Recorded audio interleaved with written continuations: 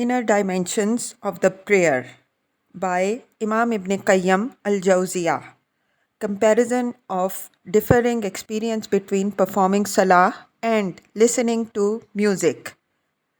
Being a translation of his work Asrar as-Salah wal Farqa wal Mawazina Bain al-Salah was Sama. Translated by Ayman Ibn Khalid. 1.33 Servitude in At-Tashhad and the meaning of At-Tahiyat. As the slave is about to conclude his salah, it is prescribed for him to sit down before his Lord to glorify him and praise him with all that befits him. Hence, it is dictated for him to proclaim greetings, At-Tahiyat, which befit Allah alone. It is the custom of the kings to have people greeting them with different types of greetings, be it in words or actions, as a token of their deference and humility to them. You would find some people praise them by words, some would prostrate to them, some would compliment them, some would supplicate for their kingship to abide forever, and some people would do all the aforementioned. They prostrate to the king, then extol his praises, and then supplicate that his kingship last forever. However, as Allah is the true king, whose face is the only everlasting, while everything else shall come to an end, it befits him alone to receive the supreme and perfect greetings embodied by At-Tahiyat. And it is for this reason that some scholars interpreted At-Tahiyat to refer to his reign, while other scholars interpreted it to affirm his everlasting kingship. The reality is, as I have mentioned, it is an all-encompassing greeting that embraces all these aspects: his reign, ownership, and sovereignty. All these attributes are ascribed to Allah in the most perfect sense, and it befits him even more because every greeting given to any king, be it a prostration or praise or a supplication for their lasting kinship, in fact belongs to Allah. That is why the word At-Tahiyat is prefixed by the definite article al, that semantically indicates that these greetings encompass all greetings. And the word itself is derived from another word, haya, that means life. Thus, it affirms the perpetuity of the greeted. This is similar to how they used to say to their kings, "We hope you live the life yet to come," or "We hope you have an everlasting life," or "We hope you live 10,000 years," and so forth. These are the roots of their statements that we hear to this day. I ask Allah to never cease your days, and I ask Allah to lengthen your life, and so on and so forth. All these are used to mean continuation and prolongation of one's life or kingship. For this reason, all such expressions should be used for Allah alone, because He is the all-living, self-subsisting and everlasting one. Next, in these supreme greetings comes the word As-Salawat, which affirms the exclusivity of Salah to Allah alone. It is for this reason the word is used in a plural format and structured with the definite article al, to assert that anything that can be called Salah, be it exclusive or general, is for Allah alone and befits none except Him. 1.34 The wisdom behind interlinking At-Tahiyat and As-Salawat. The wisdom behind interlinking these two words of At-Tahiyat and As-Salawat is that At-Tahiyat belongs to Allah alone, as He has ownership of us, and As-Salawat belong to Him as we are His slaves. And both of these are entitlements exclusive to Him. Greetings are given to him alone and prayers are intended for him alone. Then the adjective word at-tayyibat, the good and the pure, is used to qualify his attributes and his kingship. It conveys the meaning that he is good, and so is his speech, actions, and everything that comes from him, and attributed to him or associated with his names. That is to say, his essence, his actions, his words, and all that he attributed or associated to himself, such as his house, his servant, his spirit, his camel, etc., are all good.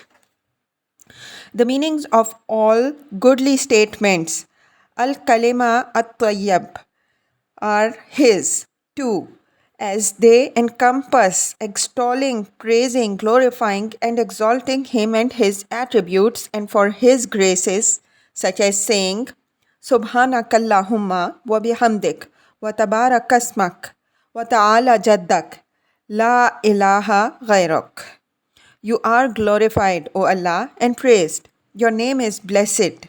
Your majesty is exalted, and none has the right to be worshipped save you.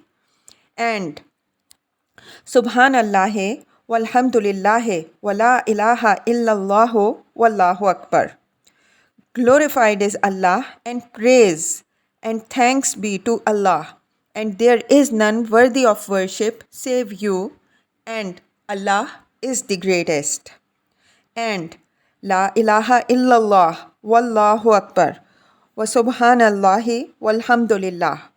There is none worthy of worship save you. Allah is the greatest.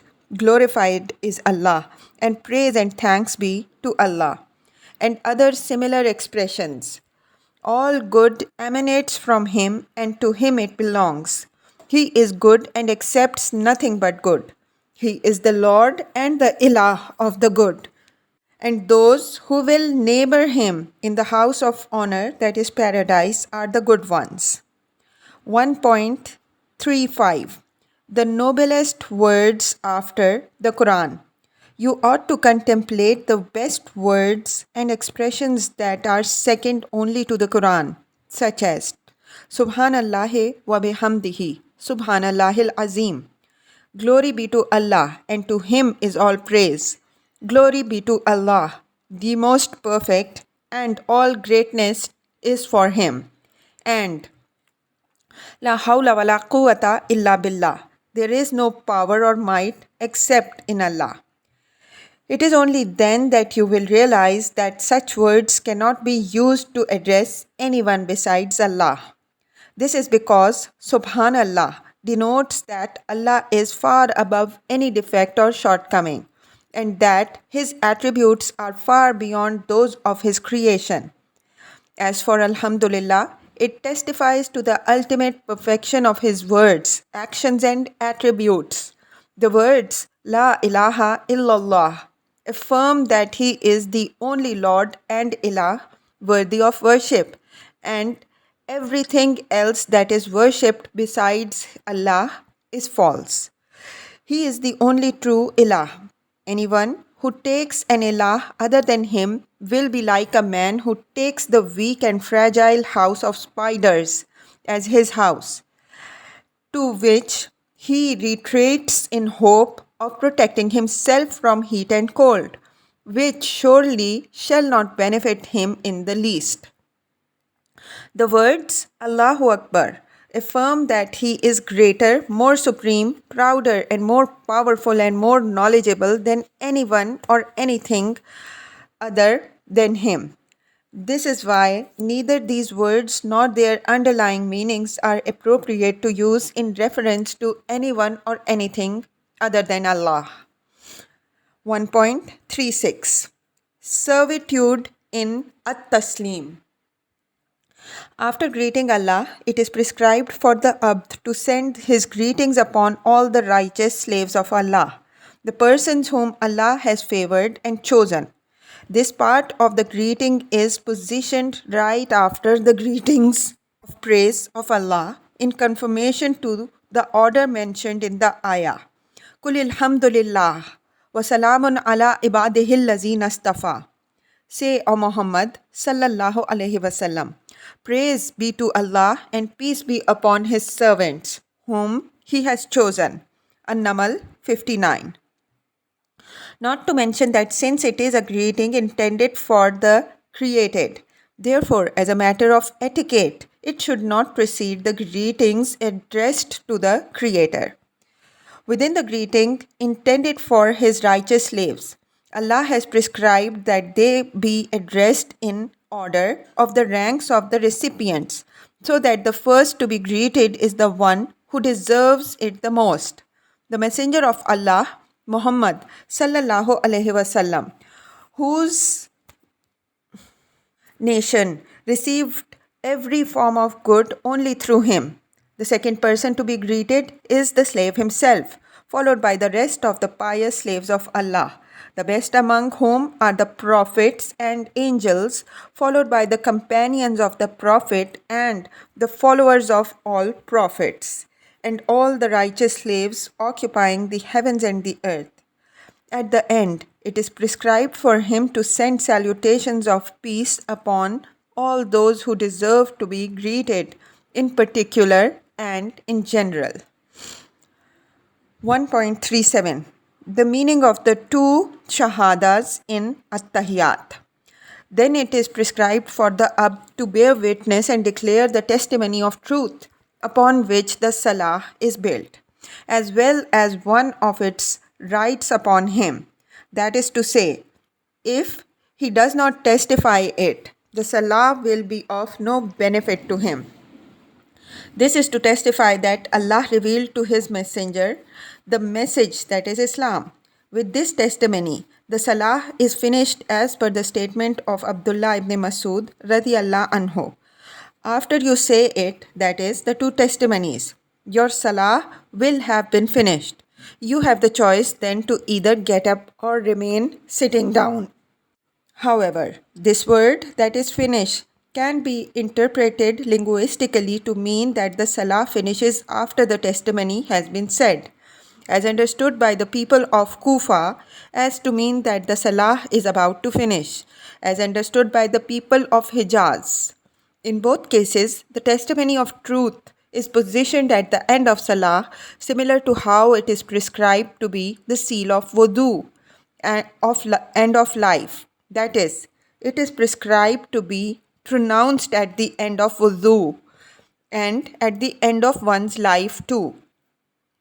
The Prophet sallallahu alaihi wasallam said, whoever's last words before he dies were that there is no ilah worthy of worship except Allah, will enter paradise. After having concluded the Salah, the Abd is permitted to ask Allah for anything he wants. 1.38. Sending as-salat upon the Prophet sallallahu alaihi wasallam. It is prescribed for him to intercede by sending salah upon the Prophet sallallahu alaihi wasallam before he starts beseeching Allah for his needs, because sending salah upon the Prophet sallallahu alaihi wasallam is one of the most important necessary means to be utilized before invoking Allah. It is reported in the Sunan books of Hadith that Fudala ibn Ubayd radiyallahu anhu narrated that the Messenger of Allah sallallahu alaihi wasallam said, if any one of you prays, he should commence by glorifying his Lord and praising him. He should invoke peace and blessings upon the Prophet sallallahu alaihi wasallam, and thereafter he should supplicate to Allah for anything he wishes. This supplication comes at the end of the Salah, after the greetings and the Salah upon the Messenger of Allah sallallahu alaihi wasallam. Thereafter, the Abd has the choice and freedom to ask Allah for what he wants. 1.39. The Sunnah of the Azan. This is similar to what has been prescribed for the Abd to do upon hearing the Azan, to repeat the phrases uttered during the Azan, to say it at its conclusion. I am content and pleased that Allah is my Lord, Islam is my religion, and Muhammad sallallahu alaihi wasallam is the messenger.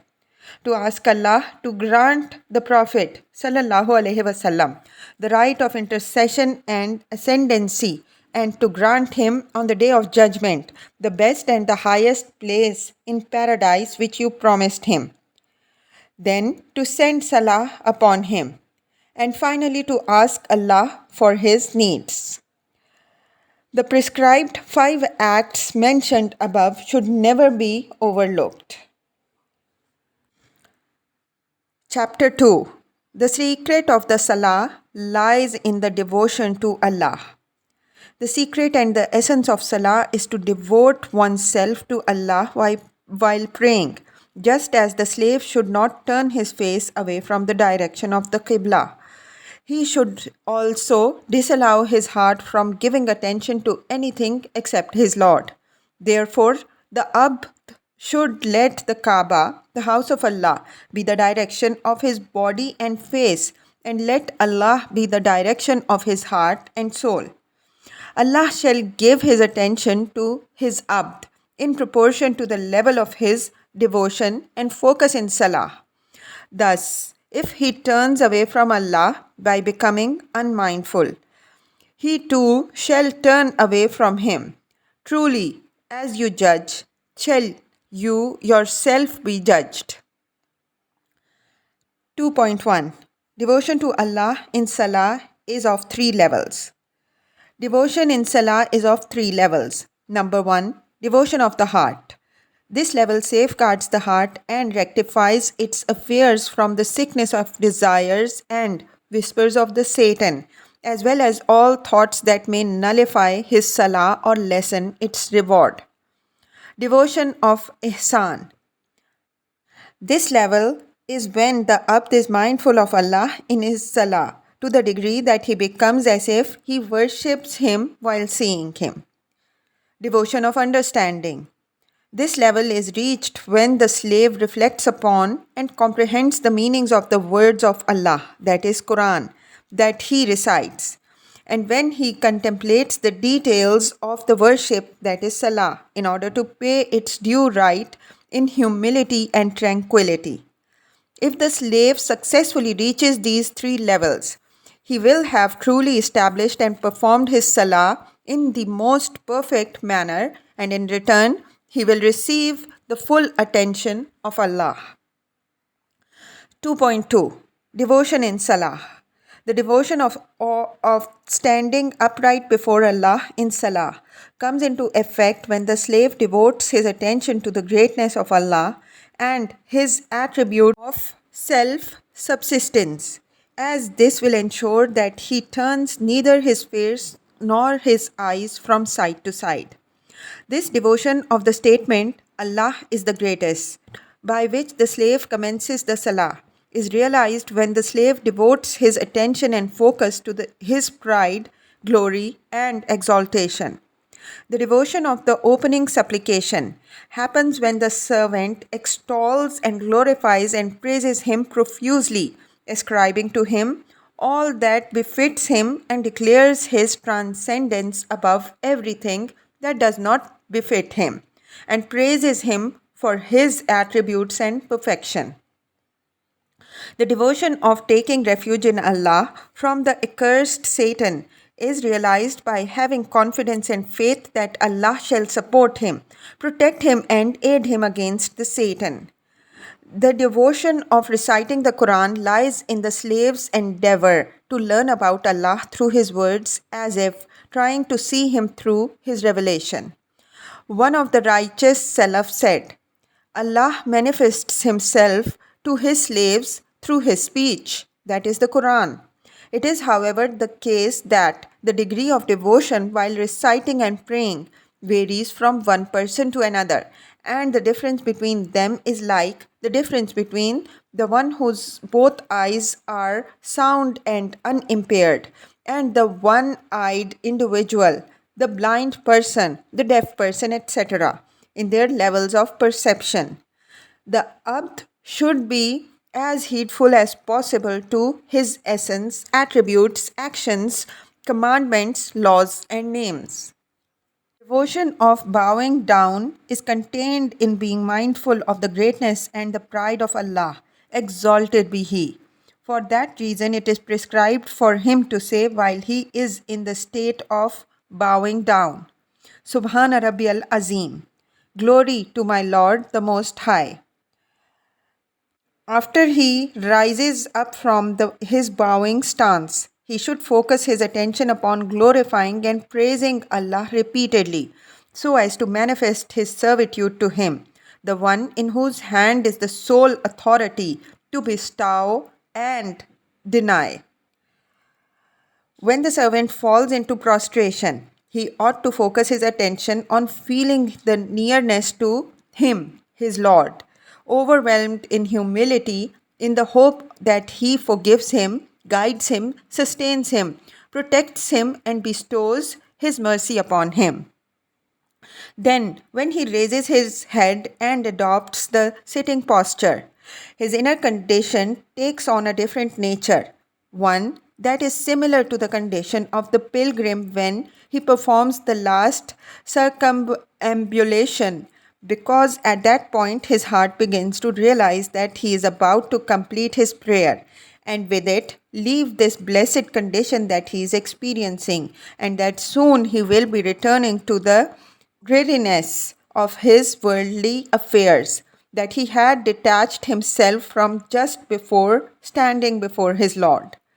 Once again, he will be subject to the feeling of pain and anguish, and his heart endured before he started praying, all of which melted away as soon as he commenced his salah. At that point, his heart rushes to enjoy the nearness of Allah for the last time, to bask in His grace, and to be saved from the disruptiveness of his worldly affairs. The feeling of bitterness he endures is due to his recognition that this lasts only as long as he is praying. At this stage, the heart cannot but feel burdened and troubled, knowing that all this is about to end and that he is about to return to these worldly affairs and concerns. This agitates the Ab to the point that he starts wishing that this salah were the final act of his life, not to mention the slave's awareness that as soon as he finishes praying, he will resume communicating with those who bring him nothing but concerns, worries, and harms, after he had been invoking and supplicating his Lord. However, this kind of feeling cannot be experienced except by those whose hearts are alive with the remembrance and love of Allah, and who are cognizant of the negative effect that mankind leaves on their hearts. This is because interacting with people puts him in the way of harm and worries, agitates his heart, and makes him overlook or miss good deeds, not to mention causing him to commit more sins. More importantly, it distracts him from invoking Allah, the Most High.